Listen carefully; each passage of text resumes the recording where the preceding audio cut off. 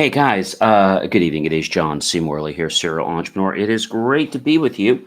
Tonight is Monday, and it is the last day of September 2024. We'll be getting into October tomorrow, so good for that. And thank you so much for being here. Really do appreciate you guys joining me, whether you're joining me live at 9:45 p.m., 9:45 a.m., 3 a.m., 3 p.m., 6 a.m., 6 p.m. Doesn't really matter. I'm available 24 hours a day that you can stream this content. And so great to be with you guys. Again, you know our master topic for the week, but if you don't know, it's how contextual versus literalist motivation shapes our drive for success. We're on series 3, show 40. And incidentally, we are on episode number 3. All right, let's just dive right in because I'm really excited about this stuff tonight. So, welcome everyone. Whether you're striving for personal growth or aiming to elevate your leadership game, this is the episode where we'll be fueling your long term development through contextual motivation. Together, we're going to dive deep into how understanding motivation can unlock endless opportunities for growth in every aspect of your life. So, if you haven't had a chance, go grab that favorite beverage, that snack, or anything else that you would like to enjoy while you are listening and watching me here. Of course, if you're driving, please do be careful with that. And I hope you enjoy that little beverage or snack. So hurry and get that and get back to me. And we'll kick off the show. So, together, we're going to dive deep tonight into how understanding motivation can unlock endless opportunities for growth in every aspect of your life. So, are you ready to transform your workplace into a hub of creativity and engagement? Let's get started. I hope you have that snack or that water or that beverage. All right. So, let's dive into what I call intrinsic versus extrinsic. So, intrinsic are the things that are inside you that motivate you. Extrinsic are the things that motivate you outside of you. So, intrinsic motivation is driven by personal interests and passions, and it creates a sustainable foundation for learning in contrast to extrinsic motivation, or things like rewards or social recognition, can be effective in short term, but may lead to long term growth without deeper personal relevance. So, for example, intrinsic motivation could be the feeling you're going to get when you're around someone, the feeling you're going to get when you get the A on the test, right? The feeling you're going to get when somebody stands up and gives you an ovation, right, with applause. Extrinsic is a little different. Extrinsic is the money you're going to get, um, things that you can have that are tangible, right? What are other examples? Because this confuses some people. So, what are extrinsic motivation examples? If we had to dive into that for just a moment. So, that could be things like I said, money, fame, grades, and praise. So, a grade is something that the grade is external, but the feeling you get from the grade is intrinsic, right? So that's a really, really cool thing. And I think it's important to have intrinsic versus extrinsic motivational factors there, guys. I think that's really important. By the way, do check out my hat, believemeachieve.com, for more of my amazing, inspiring creations. All right. And that's at believemeachieve.com. So, the power of relevance. This is something that flusters so many people. Contextual motivation thrives when learners see a clear connection between what they are learning and their real world applications. So, for example, studying to be an engineer, learning different theories of engineering, and then being able to apply those into the real world, that's the bee's knees. When knowledge or skills are linked to personal promises or goals, career aspirations, or everyday life, it fuels us and causes us to not just pique interest, but to be really excited about something. And we progress forward in a way that we didn't even know was possible. I mean, it's like it's something that is so amazing, and I couldn't explain it to you unless you actually were in the environment yourself. All right, so feedback and um, reflection is very, very important. But what I want to talk about first is environmental influence on motivation. So, learning environments can be so diverse these days, whether we're home, whether we're in a school, whether we're in a hotel or on a plane or traveling. Could be a classroom, right? Could be a workplace, could be any personal setting, and it will dramatically impact our motivation. The supportive and resource rich environment encourages curiosity, problem solving, and resilience, fostering sustained growth. So you might say, gee, John, how can I learn on a plane? How can I learn in a hotel? Well, if the environment is such in a way that it makes you curious, or that, let's say, holds your attention to what you're doing. Like maybe you're going to go on a trip and you're going to sit outside and you're going to bask in the sun and you're going to just enjoy the sound of the lazy river, or the wind, or the ocean. That might be very therapeutic, but it also may help you to focus deeper than you thought possible. So learning environments are things that we can come into, but they're also things that we can adapt to, but they're things that we also can create. So a learning environment is not what we want. We can customize it to make it more conducive to us wanting to be more curious and thus learning more. So another point that's very key here when we talk about contextual motivation for our drive is feedback and reflection.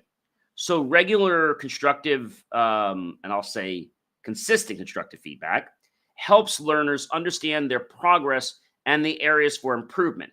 Reflection on past achievements and setbacks allow us for personal growth and refine the contextual motivation, encouraging us to set and achieve even more promises and long-term goals. All right. So, goal setting for sustained growth. This is something that I think many people miss. And they miss it because they're not in the moment. They miss it because they're not in the moment. Okay. So, clear, attainable promises, especially when aligned with personal and professional ambitions and those curiosities, act as motivational anchors. Heard me use a word I haven't used in a while. Anchors. So anchors is very similar to what we have in a boat. You know, when you drop the anchor, it holds us in place. So an anchor in our life is something that we will focus on and it will hold us in place. Usually it'll hold us in place to something positive like learning or becoming happy. We can also have anchors that can be negative, like make us sad or make us depressed or make us feel unworthy, right? Those are other kinds of anchors, but they do the same thing. So we can use our mind to help us and we can use our mind to hurt us. Let's use our mind to help us, all right? And so when we do this, we also have to understand that we can break down these long-term aspirations into smaller, manageable milestones. And it will help us maintain focus and a sense of achievement over time. But these are things that just don't happen, like you snapping your finger. When we understand what an anchor is, and we know that an anchor can keep us where we want to be in that peak state. We've talked about states before, right? So let's think about an anchor right now. If we were to play some music, like some jazz cafe music with some plates clanking and some rain and just that ambient background, it's going to put us in a state of being not only curious, but it's going to put us in a state that is going to relax us, but allow us to learn more. Other types of music will be more conducive if we want to be alert, right?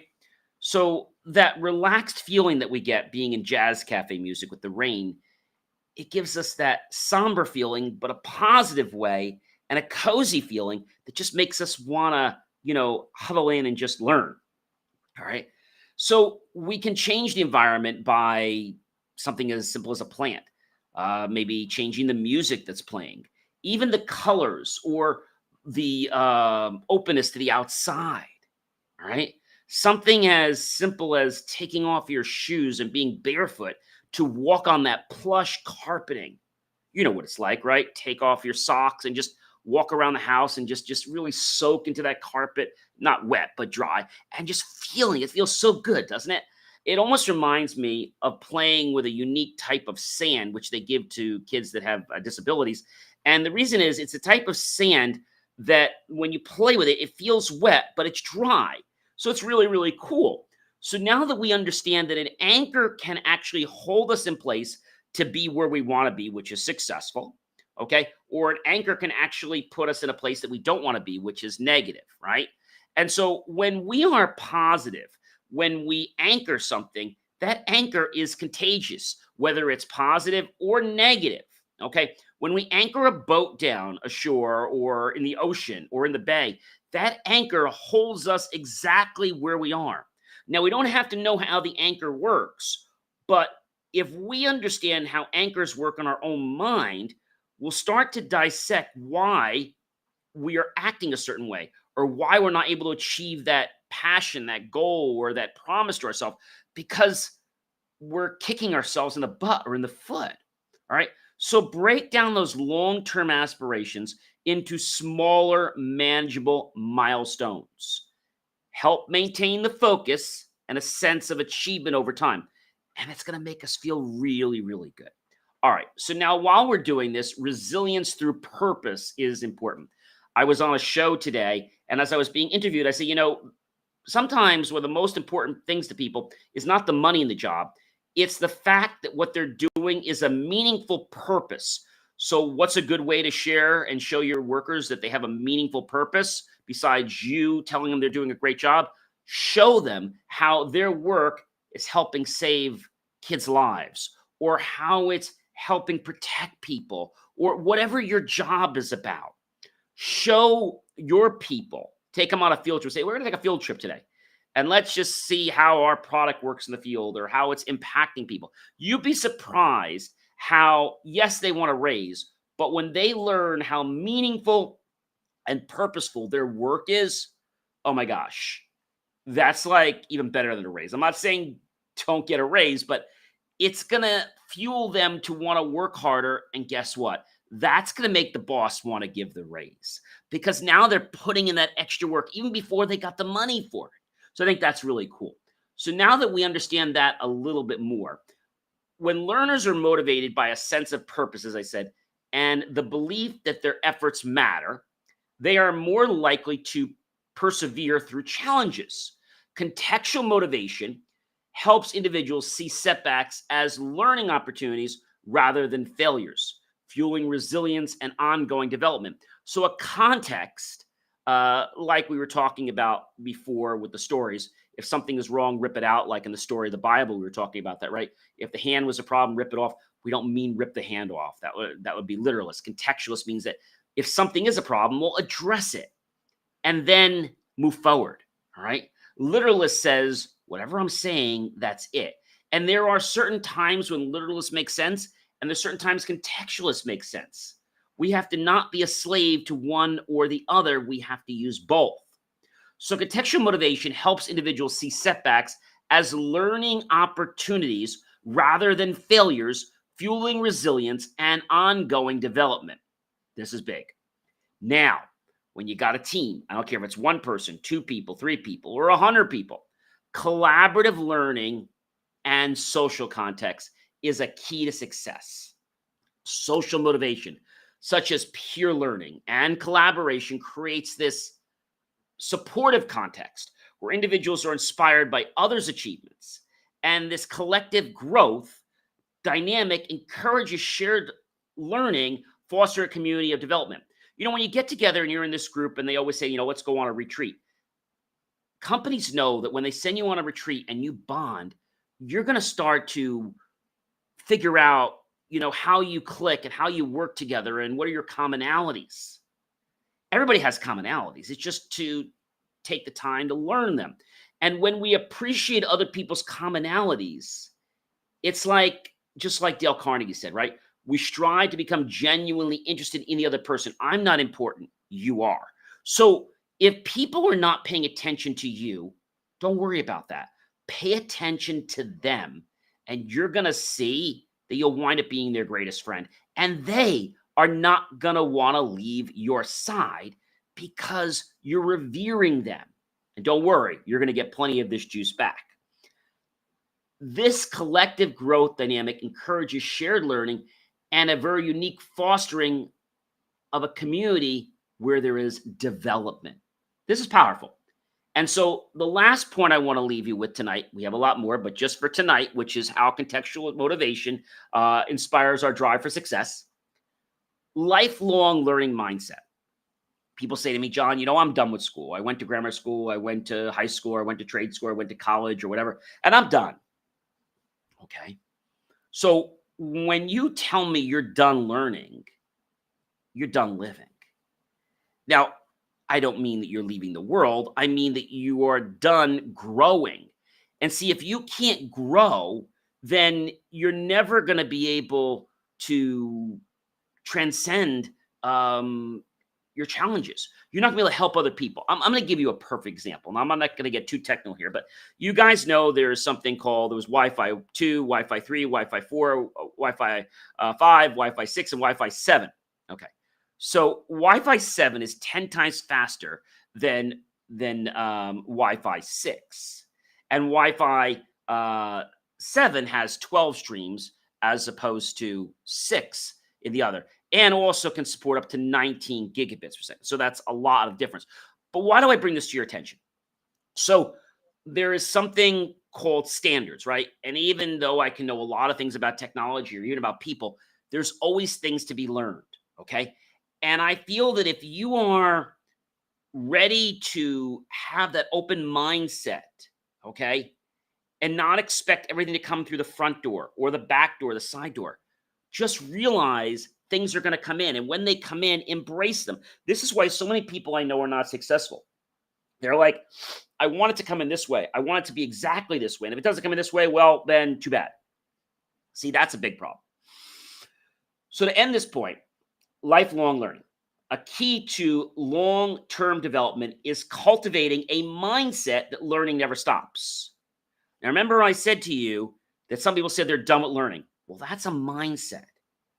If somebody stays in that mindset, they are not going to grow forward. They're going to stay stagnant. And most likely, they're probably, because of their beliefs, going to regress backward. When you regress backward, it's like your old news. It's like people don't want to associate with you anymore.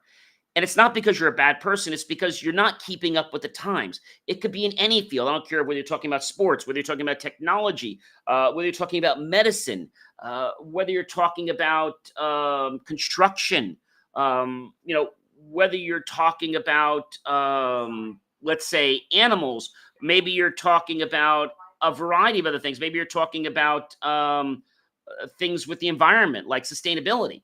So if you just rely on yesterday's knowledge, okay, it's like the same joke or the same thing's been told over and over again. It's like, why does somebody want to collaborate with you more? One of the reasons a lot of my friends like to keep collaborating with me is not because I'm very dynamic, which I am. It's because they know that there's always something new that I'm going to share with them, and they can't wait to hear it. And you know what I always do is I want to hear what's new on their mind, and they want to hear what's on my mind. But I'm like, no, I want to hear what's on your mind first. And then they're like rushing to get it done because they want to know what's on my mind. And you see, why is this important? So you might say that you know everything. That's fantastic. But I got to tell you something I learned quite a few years ago. When I became friends with this one gentleman, and I was not in a skeet shooting, okay? I was not even to a gun or anything like that. And we were just hanging out and bonding. He's like, John, he said, we really should go skeet shooting. I said, I don't know anything about skeet shooting. I said, I probably couldn't shoot anything. He says, I'll teach you. I'll show you. And so what I learned was that by being friends with this person, I pulled a side out of myself that I didn't even know was possible. I didn't know that I could do skeet shooting. I mean, I had his help, but I never would have even tried that if I didn't have a friend that was encouraging me to do that. So your friends can help you on your path, whether it's losing weight, whether it's growing more wealth, whether it's becoming more educated.